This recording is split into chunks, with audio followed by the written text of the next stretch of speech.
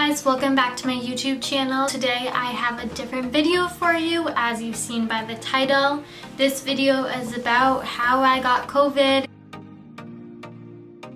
I have a list of questions written down here that I would have wanted to know when I had COVID or when I started having my symptoms.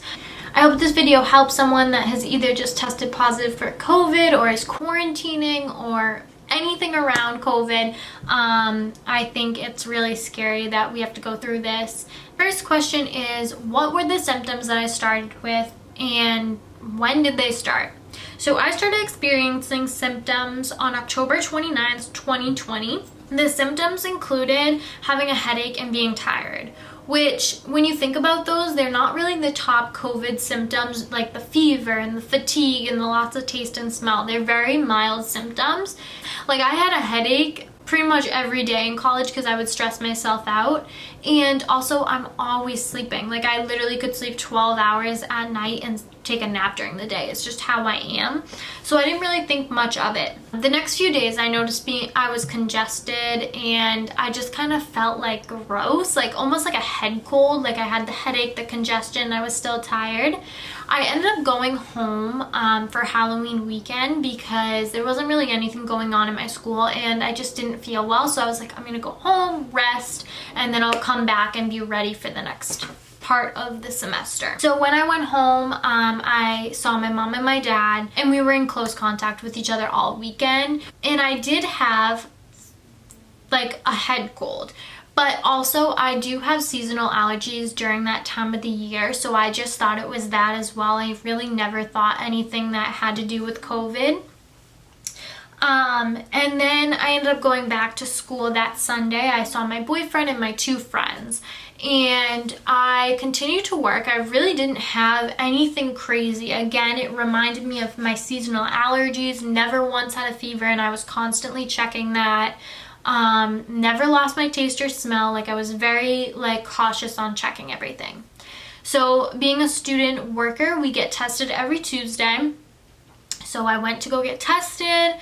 And at that point I was like, you know what, like if I have it, I'm glad I'm getting tested. Yeah, so I carried on with my normal day. I went to work, I went to school, but pretty much everything that I did was in my room. I never actually went into a classroom or anything. My classes were all remote, so I never saw many people, which was a good thing. But that morning, November 4th, is when I got my COVID results. I was sleeping at this point probably 16 hours. I would sleep 12 hours and then take a nap during the day. I was just constantly sleeping and I couldn't get enough sleep. So the health center calls students that either tested positive or were in close contact with someone that tested positive. I had 5 missed calls from the health center, 3 emails from the health center. So at this point I knew that something wasn't right and I probably had COVID. So I ended up calling them back and we walked through everyone I was in close contact with and everything like that. So luckily, I was never in close contact with that many people. However, the people I was in contact with, I felt horrible. I was actually crying during the whole conversation with this woman because I was like, these people are gonna have to quarantine and I feel horrible and I don't want them to infect anyone or get infected themselves.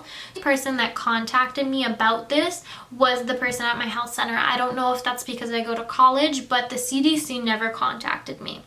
This is important to know because you have to get tested 12 weeks from the day you were tested. However, no one gave me a date that I could start getting tested. I just went in my calendar and counted the weeks, which is kind of not the best because I like getting reassurance about when I can start getting tested, which kind of stinks. You kind of want information and no one really called me about it.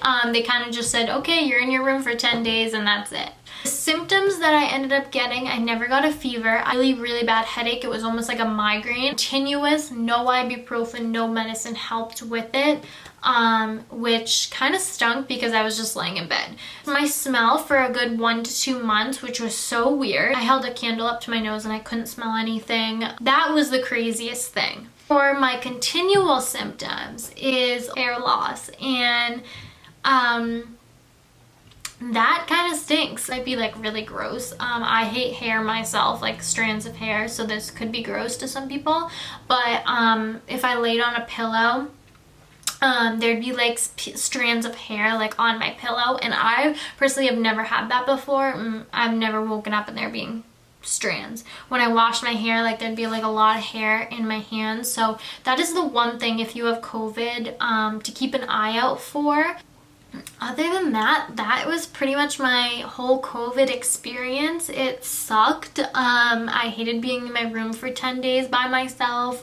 I have no idea where I got it. I always wore a mask and I washed my hands. Being at college, there's always rumors and people talking and all of that type of thing.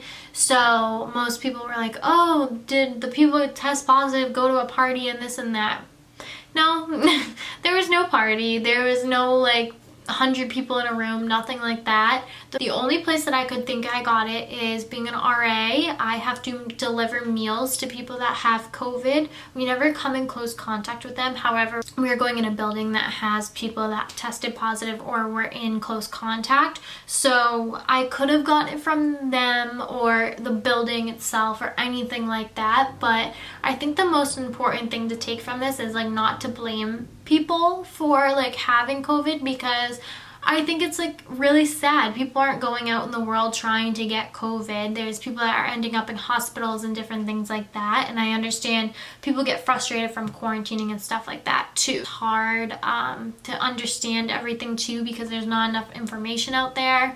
But again, like I'm just hoping this video can kind of help people or like take the stress off a little bit. So that is all for this video. You can give this video a like and subscribe. That will make my day. And also make sure everyone is staying safe and doing all the necessary precautions to hopefully minimize COVID.